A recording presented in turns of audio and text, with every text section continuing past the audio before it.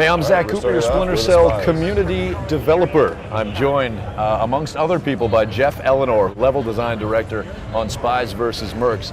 Jeff, we are playing Spies vs. Mercs Blacklist, and what that is exactly is 4 versus 4. We know that much. Can you maybe give us some details as to how this differs from the Spies vs. Mercs Classic, which we've previously shown off? All right, well, this is Blacklist Edition. So for starters, we got more people in the game. We're playing 4 people versus 4 people. And in Blacklist mode, it is really about the different relationships between the presets and the classes and the different loadouts that you can have and carry into the game. It tends to be a little faster paced with more people as well. All right, so now how does it work exactly in terms of the general approach to Spies versus Mercs? I mean, you know, we've got Spies in third-person perspective, we've got Mercs in first-person, but what does that exactly mean for the player experience? Obviously, they're very, very different. So as a mercenary, you're searching the environment. Well, I'm going to die here. Your job is to use what you're good at, which is shooting and you know, sort of the insane damage that you can provide. As a spy, you have the third-person experience, so you can see the environment and use it to your advantage. Now we're looking at your screen right now. You're in the respawn screen. As you can see, you're about to come back to life. I'm coming back in to try to keep my buddy, the hacker, alive, and yeah, and that would be me. Over. I just bit the dust. You failed me, Zach. So, what is your preset loadout? Who have you chosen, and what's that all about? Right now, I'm playing as the Predator, which means I have the ability to temporarily cloak and become invisible, which is useful because I want these guys to not see me as I move way over here. But now you're not obviously completely invisible when you've got your digital ghillie suit intact. That's correct. What are the weaknesses when you do use that? Well, the digital ghillie suit lets me become largely invisible for a short period of time, and also if enemies have the disruptor power or anything that affects my electrical abilities at all, they'll be able to make me visible. Okay, now we just saw you just initiated the hack. What are the general philosophies or good quality strategies that you should stick to when you are specifically the hacker? Uh-oh. As the hacker, my main thing is I don't want to go near the enemy. Oh boy! You know, I only want to engage when absolutely necessary, and my role is to stay alive inside the zone. So now, when you are on the Spies team, you've initiated a hack. So when they spot me, like right there, I'm gonna try and get out of dodge.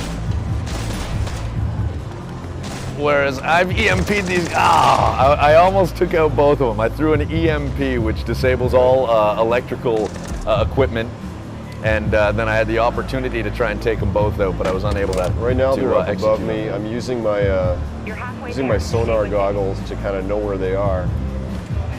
There's a third Merc coming in, so somebody just saw me.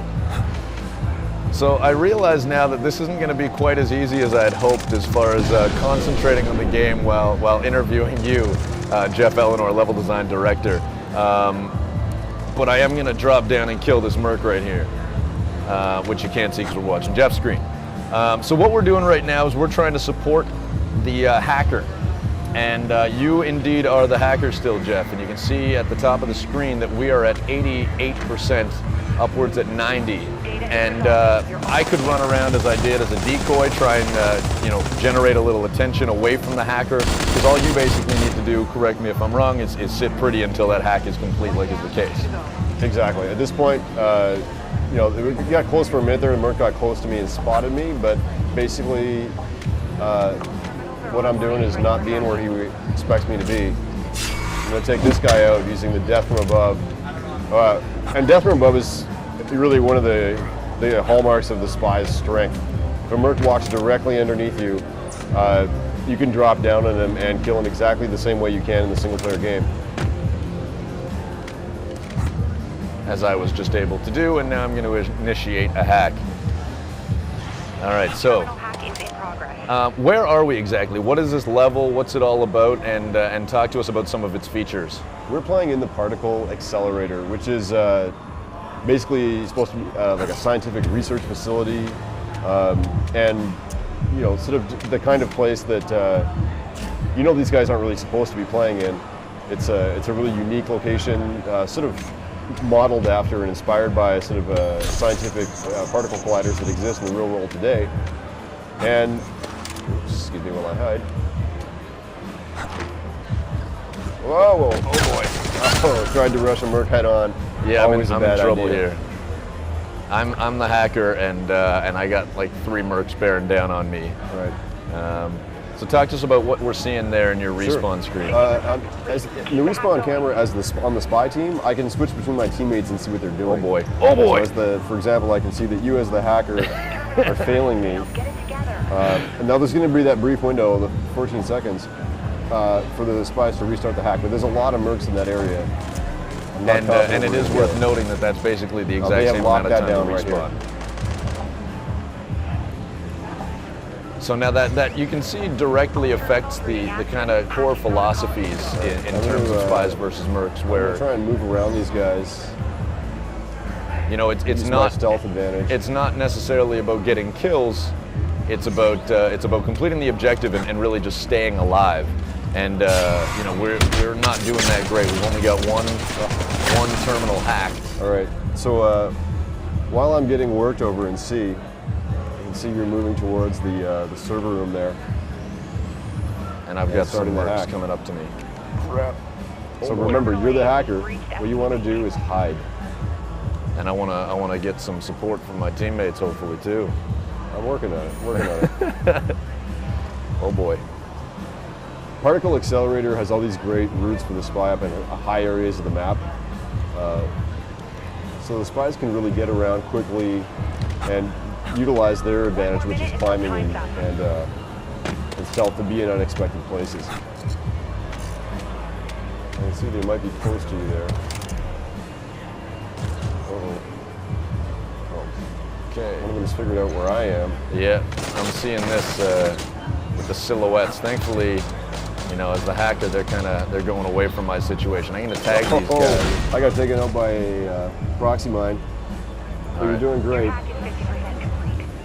30 seconds. You've got 30 seconds. They're bearing down. I'm running out of options. Oh, that's not at all what I wanted to do. Remember, you can climb up high on top of things, be in unexpected places. Okay. 10 seconds left. And we're at 75%. Now remember, the clock is going to get extended. Holding extraction until the hack resolves. Okay, I don't see where these Mercs are. Oh, there's one right behind me. I'm trying to be as distracting as possible right now. Okay, we're all in the same spot. This is good. We're at 99%. Boom. That's round 1. All right, so we'll delve into how the gameplay changes in first-person perspective when we take on the role of the Mercs in part 2 of this Spies vs. Mercs Blacklist feature from San Diego Comic-Con.